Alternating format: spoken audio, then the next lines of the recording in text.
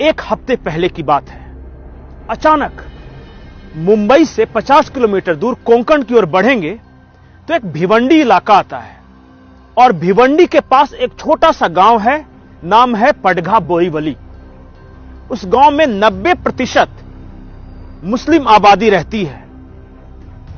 अचानक सुबह सुबह का वक्त है, 20 गाड़ियां धड़ाधड़ आकर रुकती है। उसमें से 400 पुलिस के जवान सिविल ड्रेस में उतरते हैं। पूरे गांव की छापेमारी शुरू होती है और उन पुलिस जवानों के साथ एनआईए के अधिकारी हैं।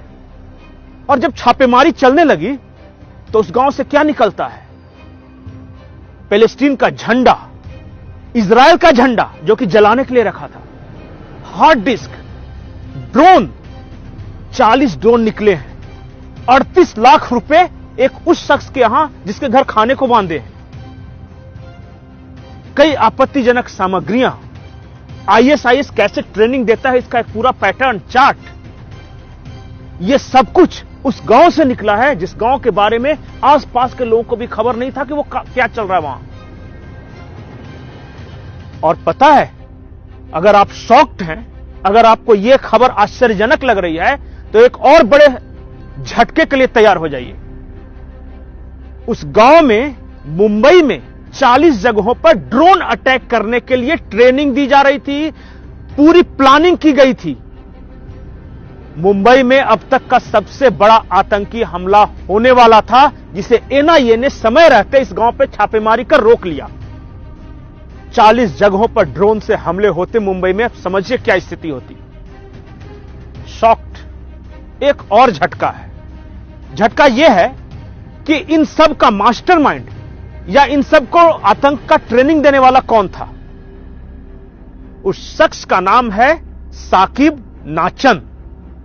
साकिब नाचन का नाम आपको ऐसे नहीं याद आएगा। 1991 में मुंबई में बम ब्लास्ट हुआ। एक शख्स पकड़ा गया जिसका नाम था साकिब नाचन। उस शख्स को जेल हुआ, 10 साल की सजा मिली और 1991 से 10 साल यानी 2001 में वो छूटकर बाहर आ जाता है। 2002 में मुंबई में फिर से ट्रेन में ब्लास्ट होते हैं। मुलुंड में ब्लास्ट हुआ था और भी बोरीवली में ब्लास्ट हुआ था। 2002 की बात है। उसका भी मास्टरमाइंड यही साकिब नाचन। इसका मतलब कि जेल से 10 साल की सजा काटने के बाद भी यह आतंकी ही बना रहा और फिर से इसने प्लान किया। फिर से 2002 में यह पकड़ा गया, फिर से इसे सजा मिली 10 साल की।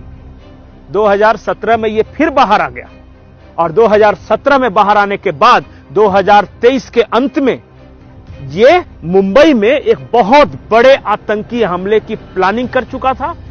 ड्रोन से ट्रेनिंग दी गई थी, 40 जगहों पर हमले की योजना थी। आप सोचिए कि एनआईए अगर नहीं पकड़ता तो क्या हो सकता था। लेकिन सवाल यह है कि यह साकिब नाचन, यह चीज क्या है? साकिब नाचन वो चीज है जिसने इस देश में 10 से 12 लोगों को ब्रेन वॉश कर इराक और सीरिया भेजा ताकि आतंक की वो ट्रेनिंग ले सके। साकिब नाचन वो शख्स है जिसने इस देश में, भारत के अंदर आईएसआईएस का एक्सटेंडेड राजधानी बनाने की साजिश रची। एक गांव को राजधानी बना भी लिया, आतंक की राजधानी। अल शाम उस गांव का नाम रखा। अल शाम के बारे में अरब का यह शब्द है। अल शाम का मतलब यह है कि जो अगर अंग्रेजी में कहें तो लातविया, यानी कि 4-5 देश हैं, वो एग्जैक्ट टर्म नहीं आ रहा है, इल से है। आईएसआईएस का पूरा नाम भी पहले आईएसआईएल था, जो लास्ट में इल जो शब्द है वो वही शब्द है अल शाम का। इसका मतलब यह होता है कि सीरिया, जॉर्डन, फिलिस्तीन, तुर्की और कतर को मिलाकर हम खलीफा का राज्य बनाएंगे। वो खलीफा राज्य बनाने की कोशिश में था, इसलिए इस गांव का नाम अल शाम रखा था। अल शाम ये गांव रहेगा, खलीफा के अंडर रहेगा, भारत के महाराष्ट्र के कोंकण का एक गांव। ये है अल सचान। लेकिन अब एक बड़ा सवाल है। बड़ा सवाल यह है कि once a terrorist always a terrorist. अगर आप सोचते हैं कि यह खुखार आतंकी 5-10 साल की जेल की सजा काटने के बाद वो शरीफ और साधु बन जाएगा तो सबसे बड़े धोखे में है। अल सचान का उदाहरण है, 1991 बम ब्लास्ट में पकड़ा गया, 2001 में छूट गया, फिर 2002 में बम ब्लास्ट करता है, फिर छूट जाता है 2017 में, फिर मुंबई बम ब्लास्ट की प्लानिंग करता है।